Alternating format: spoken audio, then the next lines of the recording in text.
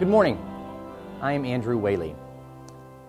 We continue in our Sabbath series this week. You may remember last week we heard a story about Jesus healing a crippled man on the Sabbath day and the controversy that caused. We continue with the Gospel of John this week about an encounter that occurs as a result of Jesus' healing ministry. Jesus has left Jerusalem. He's gone away for a season, and now he has returned. He's come in secret for the festival at that time, but he gets discovered, and there is concern about Jesus' return because of the power that he has and because of the way that he is influencing others with his teachings. We read in John chapter 7, about the middle of the festival, Jesus went up into the temple and began to teach. The Jews were astonished at it, saying, "How does this man have such learning when he has never been taught?" Then Jesus answered them, "My teaching is not mine, but his who sent me. Anyone who resolves to do the will of God will know whether the teaching is from God or whether I am speaking on my own. Those who speak on their own seek their own glory, but the one who seeks the glory of him who sent him is true, and there is nothing false in him." He has never been taught. That is the objection. It's also the fascination. How could Jesus possibly speak with such authority when he doesn't have the right training, when he doesn't have the right degrees, when he doesn't come from the right pedigree? He's just this nobody from Nazareth.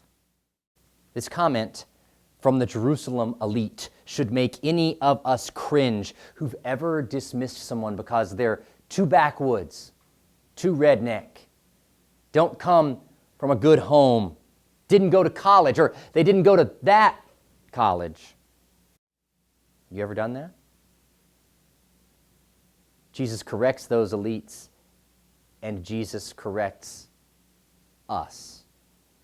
All of you who build these systems of theoretical knowledge and promote folks to tenure and publish in obscure journals or academic books that no one cares about or reads. Those of you who keep the gates of the guild tightly shut. Yeah, do you realize what you're doing? Jesus says. You're building an echo chamber where you get to be the superstar and eliminate any of the dissenting voices because they have opposing ideas or perspectives. You're getting rid of the folk wisdom, lived experience, everyday lives that are manifested in Jerusalem here by the crowds. Jesus says that true speech points to God and not to the self. We work really hard, knowingly or unknowingly, to create these systems and structures that allow us to promote ourselves instead of pursuing truth, which is the very revelation of God. So there should be suspicion whenever we hear a dissenting perspective and we dismiss it because, that person doesn't meet our imposed standards that we've put in place. There should also be suspicion when anyone uses their platform for self-promotion or for the cultivation of their own self-image. Jesus goes on then to correct the record about his healing project on the Sabbath. He says, "Did not Moses give you the law? Yet none of you keeps the law. Why are you looking for an opportunity to kill me?" The crowd answered, "You have a demon. Who's trying to kill you?"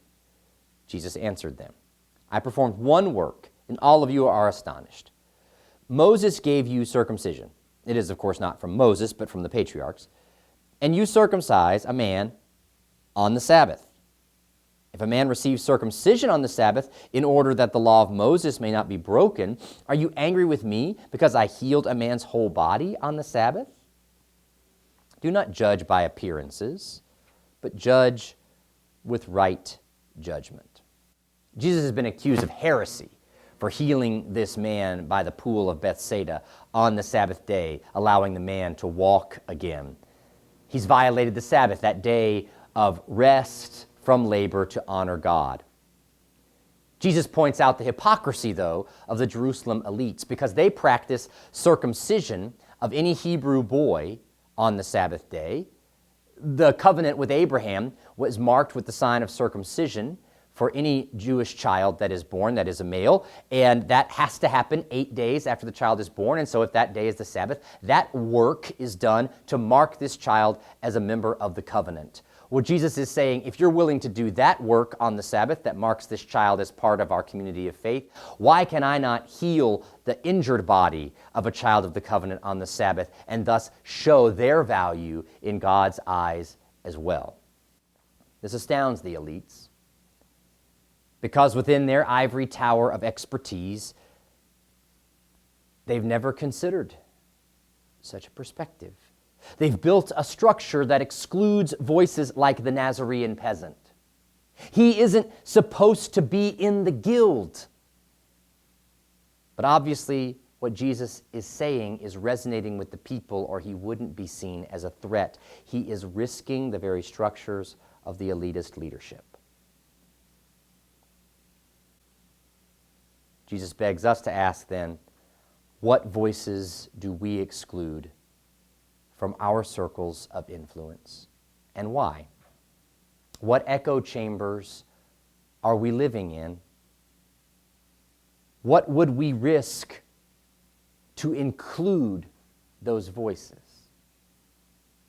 If what we are risking is our own pride,